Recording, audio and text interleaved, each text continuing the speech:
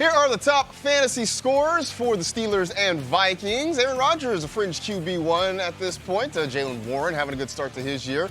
You see three Vikings there in the middle. The Vikings defense, Justin Jefferson, Jordan Mason, all kind of hanging around the top 25. And then DK Metcalf, just outside the top 30 at his position. So we're going to go some starts, some sits, and some sleepers for this Dublin game. And Rank, if you are starting anybody, who would it be? I mean, Justin Jefferson, I think that a lot of people are panicking so far. You saw the numbers there a moment ago. He's the high-end wide receiver 3 right now, but that is not going to be, that's not sustainable. He's going to progress back to the mean, to be the guy that we expected him to be when he was drafted. And I get a lot of questions. People are concerned about Carson Wentz, but I said, you know what? Carson Wentz has been a very effective quarterback in this league when he gets an opportunity to play. And anytime we see somebody come to Minnesota to play quarterback, the first order of business is, how do I take care of Justin Jefferson? So I have no hesitation with Justin Jefferson, obviously in redraft leagues, but even if you're sitting here playing in a DFS state, I really like Justin Jefferson. I don't mind paying up for him this week. Yeah, it could be a good buy low opportunity this weekend before he plays. And it kind of sad to see that the Vikings' top scorer is their defense, but you did see Jordan Mason on that list. And he went off last week for over 110 yards, 2 scores, 24 fantasy points. He finished 7th at the position. And going back to last season, we've seen that this guy could play at a very high level when he's given a chance to start. And considering that it's going to be Carson Wentz, I wouldn't be surprised if we see a very run-heavy attack by the Vikings, especially considering the Steelers are top 10 in yards allowed to running backs. And if our football players are over there and the golfers are here, does that mean we sent all of our real athletes across the pond? I don't understand. What? What do you mean? Because football players are real athletes. Golfers, I mean, they don't run, they don't do anything. Let's get to the sits. And Florida, who from this matchup are you avoiding this week? I'm sitting Aaron Rodgers, who also cannot run at all. He is the lowest air yards per throw in the NFL this season, the 4th lowest success rate. He has been running hot touchdown-wise. That is what has elevated him in fantasy. In fact, right now, his touchdown rate would be his best since 2020 and the 3rd best of his career. So I expect that to regulate. And he has the fewest yards per attempt against blitz this season, and he's getting a very blitz-heavy Vikings defense. Well, I'm going to go with DK Metcalf as a guy to maybe avoid this week because you mentioned the touchdown run for Aaron Rodgers. And look, he has 7 touchdown passes. 4 of them came in the first game, which means it's already started to slow down a little bit. The problem for DK Metcalf is that this is kind of a low-volume, fairly inefficient passing offense, and they're spreading the ball around to a bunch of guys. 6 different Steelers have double-digit targets. 6 different Steelers have at least 7 receptions. Going up against a good Vikings defense makes me a little bit nervous. I would try to get away from DK if you can. So that gets us to our sleepers for the week. And I'm going to go back, or at least for this game, I should say. I'm going to go back to the Vikings side and tell you about Carson Wentz. Rank mentioned the fact that Wentz has been around this league for a while and given opportunities, he has generally played well. I know the numbers weren't necessarily great, especially yardage-wise, last week, but this is a Steelers defense that is giving up a lot of passing yards, the 7th most, 246 passing yards per game, allowing more than 70% completions. Wentz, a lot of easy, a lot of high percentage throws. I sort of think they keep that going. And if the Vikings can get yards after the catch, it ends up being a pretty nice day for Carson Wentz. You know what? I actually just went and picked up Carson Wentz in my league of record. I have Jaden Daniels, so that we'll talk about that in a little bit. So I'm going to have to go with Carson Wentz because I went with Michael Penix last week, so I had to make a switch. Jaylen Warren, I think I'm a little bit generous calling him a sleeper. He's been pretty good. His touches have increased. In each game this season, he's had at least 80 scrimmage yards in back-to-back games, 13 points in each one of those, and actually in every game this season. The Vikings have allowed the 5th most rushing attempts to running backs this season. Obviously, with the Brian Flores defense, you've got to be a little apprehensive. But what we've seen out of Jaylen Warren so far is that he is the true bell cow on this back. And all the shares I have of Caleb Johnson are just sitting there on my bench. Yeah, I picked up Kenneth Gainwell in a couple of spots just because of that. Oh, by the way, I mentioned Carson Wentz as a sleeper in case you didn't figure it out. J.J. McCarthy not going to be available for the Vikings coming up this weekend. So that game kicks off the Sunday slate, but we already have started week 4 with a nail-biter down in the desert. Daniel Jones has been one of the talk of the NFL so far this season with the way he and the Colts have played. Now they come to Los Angeles in a big game against the Los Angeles Rams. And I'm telling you, I think you can start Danny Dimes, Indiana Jones, whatever we're calling him now. We named the dog Indiana. Look, he's playing really, really well, obviously.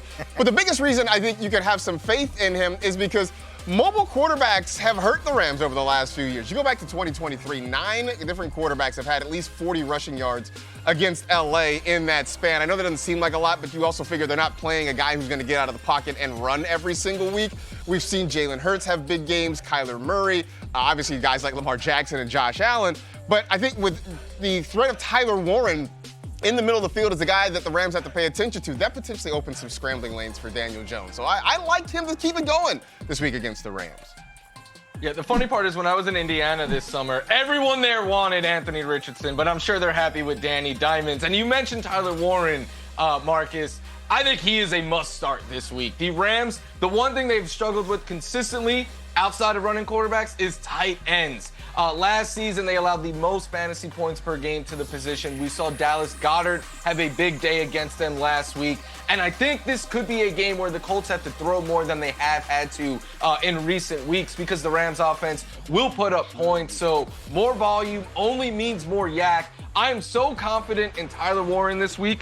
I wore him on my shirt today. So go ahead and get Tyler Warren into your lineups this week. I'm hoping that's not the kiss of death for those of us who are starting Tyler Warren. You know, let's hope for good things.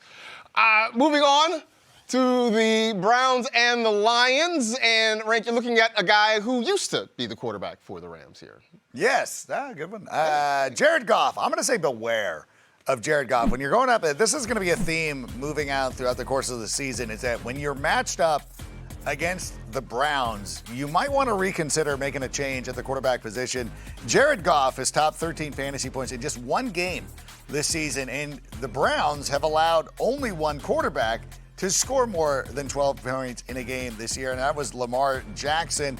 Cleveland has 11 sacks this season. Goff was rattled by 4 sacks against Green Bay in week 1. So I'm going to say use a little caution now with 5 quarterbacks out with an injury or somewhere similar to that. Don't be crazy. Don't just go out there and just willy-nilly pull Jared Goff out of your lineup because he does have ability. He can go out there and torch a good defense. I'm just saying that if you have another good option on your bench, if you've been streaming quarterbacks, that you might want to consider that. Yeah, and on the other side, I think you should be starting Quinshon Judkins. He had a breakout game last week. He dominated volume. I think he had all but one running back carry in that game. He went for over 100 yards and a touchdown, and that came against a really tough Green Bay Packers defense. And the thing is, he's only been with the Browns for a couple of weeks. I think it's possible that we see him get more and more utilized in the passing game. And the Lions, I know on paper, on your fantasy app, it might say it is a tough matchup. I'm not saying it's not. But they do allow a lot of explosive runs to running backs, and Judkins is very explosive, as we saw last week. So I think a lot of rookies are in play this week, and especially the Browns running back. It's become a two-headed backfield there. Dylan Sampson seems like the odd man out. It's Judkins and Jerome Ford right now. Moving on to the Packers and the Cowboys. Big one on Sunday Night Football, a game with absolutely no storylines that nobody is talking about in any way, shape, or form. But the Cowboys' defense, Rank, it's bad. Yeah, they've struggled a little bit. I think that Kenny Clark has done some things there that have been pretty good. But we've seen quarterbacks being able to take advantage of that secondary, which is why Jordan Love is a must-start this week. Might even be my quarterback one. I think that, he made a couple of bad decisions against the Browns last week. However, a lot of that had to do with how well the Browns defense was playing. Jordan Love is going to take advantage. He's going to bounce back this week. He's going to take advantage of his opportunities. Jordan Love is going to go out there and spread the ball all over the field like he's prone to do. As long as he can not turn the ball over, and I don't anticipate him doing that in this one. He had a long stretch until last week of going with games without an interception. I think he restarts that streak this week against the Dallas Cowboys. So Jordan Love is a must-start quarterback. So I'm going to go out on a limb and try and pinpoint one Packers wide receiver. Good luck. There's no way this blows up in my face, but I'm going to go with Romeo Doubs who right now is sort of leading in a lot of the metrics that we like from a wide receiver. Talking about routes run, talking about air yards per target, all of those things. Knowing that the Cowboys are giving up a lot of big plays in the passing game. I know I've heard a lot of chatter on behalf of Matthew Golden. I know Dontavian Wicks is a guy who gets a lot of targets. All this means is that Malik Heath is going to be the guy that gets the most fantasy points. But I'm sticking with Romeo Doubs for the time being.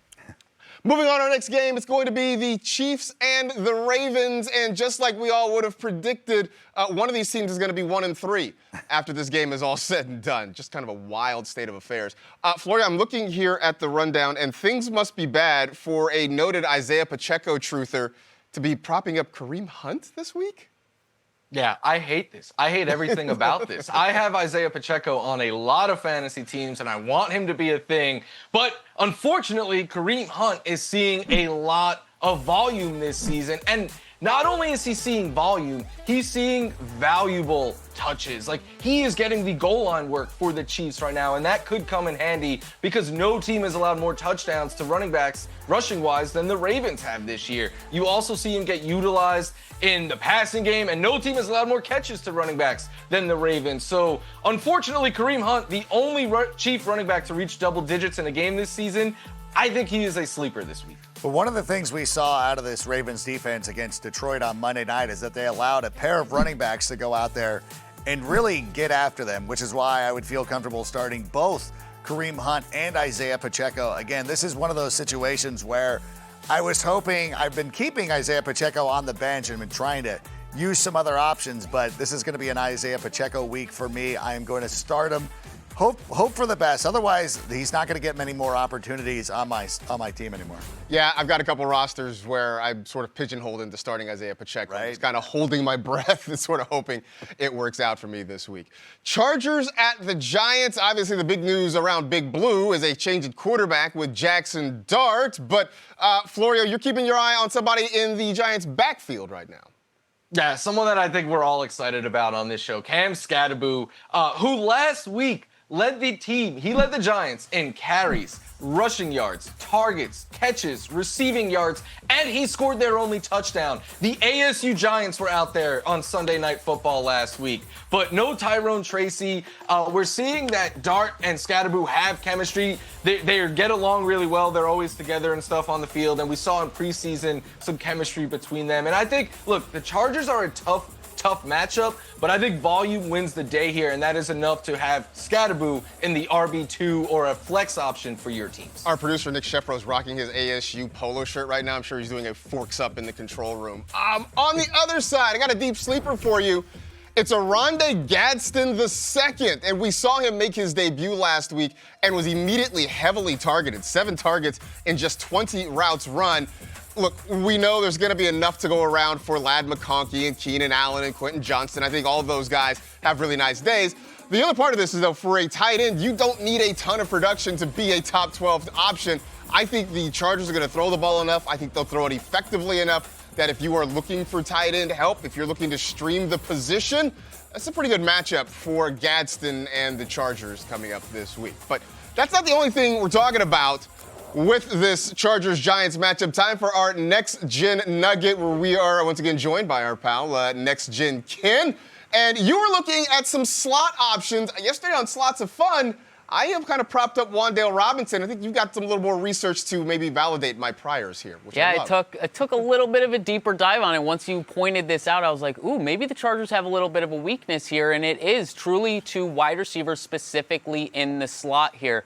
Now, when you look at the numbers for wide receivers against the Chargers in the slot, they're bottom 5 in receiving yards, yards per target, and EPA per target allowed to wide receivers in the slot. Robinson leads the NFL with 163 receiving yards from the slot, and he should have plenty of opportunities to use this advantage because he has the second highest route participation rate from the slot this season. Just to add another layer to this advantage, he has the second most yards per target versus zone coverage. And the Chargers, they've used zone at the 4th highest rate this season at 83.5% this season. So, combination of all of these things, I mean, we should assume that the Giants are probably going to be playing from behind in this game, so he's going to have game script, and he's going to have plenty of opportunities to win from the slot, and that has been where the Chargers have been weakest pass defense this season. Yeah, absolutely. Good stuff, Ken. Also, we saw Jackson Dart be very aggressive in the preseason when he got his opportunities. We'll see if he's willing to take some of those downfield shots coming up this week against what's a pretty good overall pass defense. I really do. I think that we've started to see some nice things out of Deebo Samuel ever since he's come over to Washington. One of the things that we really liked about him when he played in his early years in San Francisco is plays like this. And Cliff Kingsbury has been really nice in designing some runs again for Deebo Samuel, something that really made him special back in those early days with the 49ers. And now he's really kind of rebounded his career and made a nice stride, not only catching the football, but also running the football. So when I think of Marcus Mariota, he's clearly not Jaden Daniels, but he does give you the threat of rushing that opens it up for Deebo. So Deebo is a pretty much a must start for me this week. I mean, Marcus Mariota's been around the league, sort of like we talked about with Carson Wentz. He knows how to move an offense. On the other side, we're doing this again. We're making Kyle Pitts a sleeper. Here's the thing. He's not been great. He hasn't been terrible. He's been just fine so far this season. I would say the bigger problem with Kyle Pitts has just been the general inaccuracy of Michael Penix so far. But I do like the matchup for Pitts going against Washington, the 5th most receiving yards allowed to the tight end position. I know Darnell Mooney is coming back, which maybe takes some targets off of his plate, but I think the matchup wins the day in a game that I think should be fairly close and means the game script won't be an issue for Pitts. Meanwhile, we will move on to the Eagles and the Bucks. And looking at this one, I'm a little bit nervous about Baker Mayfield in this one, right? I know it's going to be hard to get away from him, but I would tell you that if you can beware of Baker, that you should be. We mentioned the quarterback injuries. There's probably not a lot out there on the waiver wire. And look, there's still a ceiling there for Baker Mayfield, but no Mike Evans this week. Chris Godwin just coming back, making his first game of the season. And more importantly, going against a Philly defense holding opponents to a 58% completion percentage.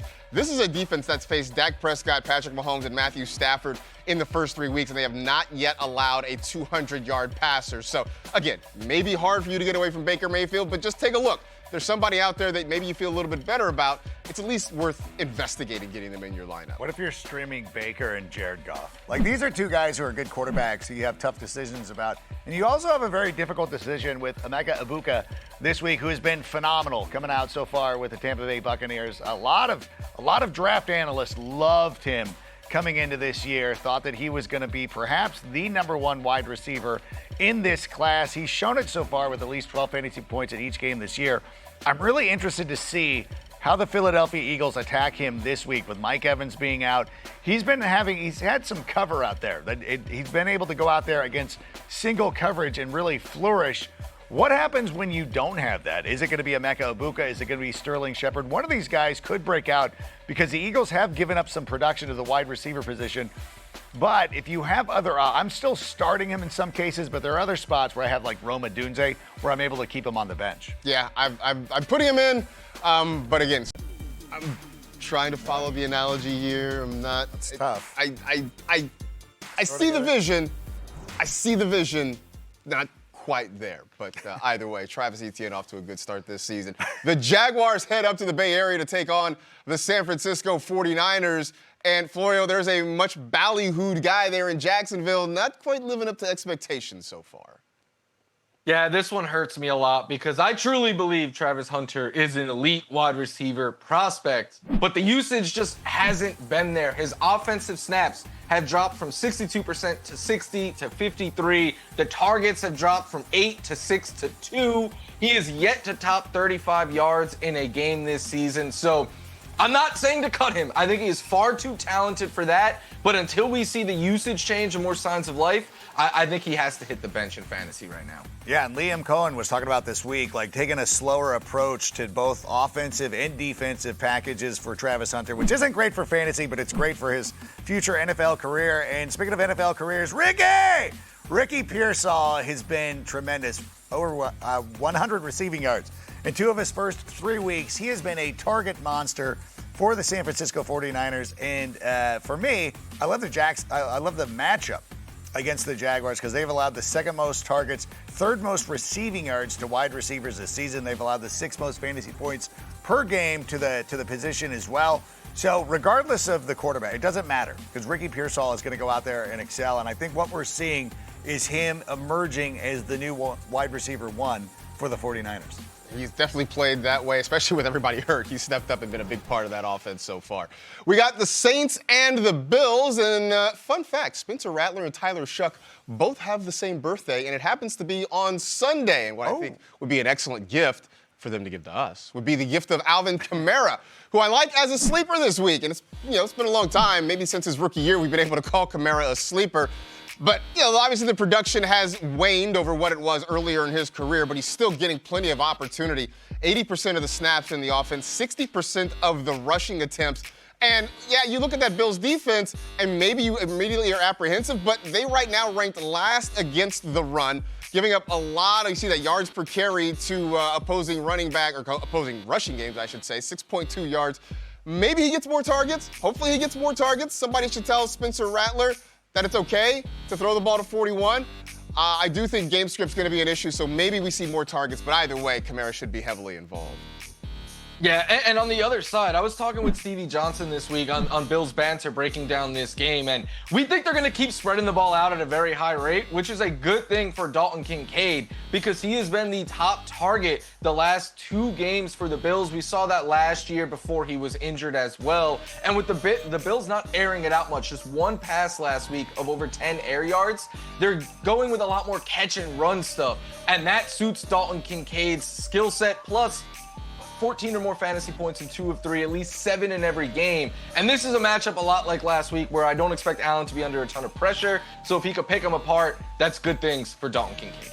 Dalton Kincaid on the plus side here. Moving on, Bears heading to Las Vegas to take on the Raiders. Bears coming off a huge passing performance last week. Rome Odunze has been a fantasy favorite early this season. Yeah, this is one of the things that we expected to be an eventuality for the Chicago Bears at some point, was that Rome Odunze was going to end up as the number 1 wide receiver for this team, and it's already happened. He leads the team with 4 touchdown receptions. He's the only player other than Keenan Allen who has scored a touchdown, or only receiver who scored a touchdown in every game this year. And what we're seeing is the chemistry between Caleb Williams. This throw right there, that was just a ridiculous throw. And when you went back and looked at it in the all-22s, it was even better. But this is who he's been targeting. I know that there's a lot of available pass catchers, including DJ Moore. We saw it because 4 different wide receivers pass catchers caught touchdowns on Sunday, but the preferred option is Rome Odunze in a great matchup this week against the Las Vegas Raiders. We heard, Ben Johnson talk about this over the last couple of days about whatever happened against the Cowboys is in the past. They're looking forward. If this Bears team wants to prove that last week was no fluke, they got to have a great week against the Raiders, and it starts with Rome Odunze.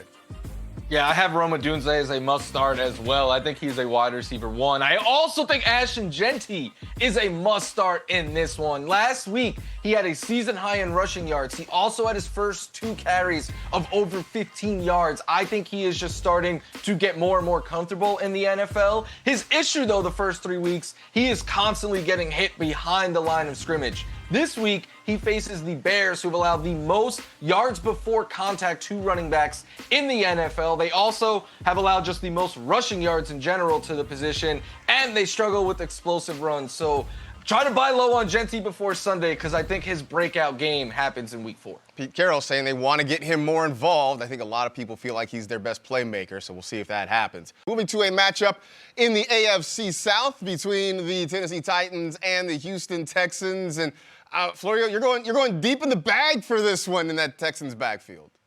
Yeah, a deep sleeper, Woody Marks. Last week, he split snaps with Nick Chubb pretty much down the middle. They split routes down the middle as well. And Marks, he only had 6 carries and 2 targets, but he's on the field a lot more, and that is what we want for him. It's a good matchup. The Titans have allowed the 3rd most rushing yards, and they are tied for the most rushing touchdowns allowed to running backs. But even if you don't have to start Woody Marks this week, check if he's out there on the waiver wire. He is someone that I want on my benches if I could get him. Fight on, Woody Marks. I'm on board with that, absolutely. I'm going to tell you also, start the Texans defense in this one. See, the Texans haven't given up a whole lot of points this season, which is great because the Titans don't really score a whole lot of points. This is going to be, I think, a relatively low-scoring affair. If the Titans or rather the Texans can get some pressure on Cam Ward. I think they can disrupt some things. Also, new play caller in effect for the Titans. We'll see how this impacts their offense, if there's some sort of learning curve or what have you. But I think there's an opportunity for the Texans to really get after it.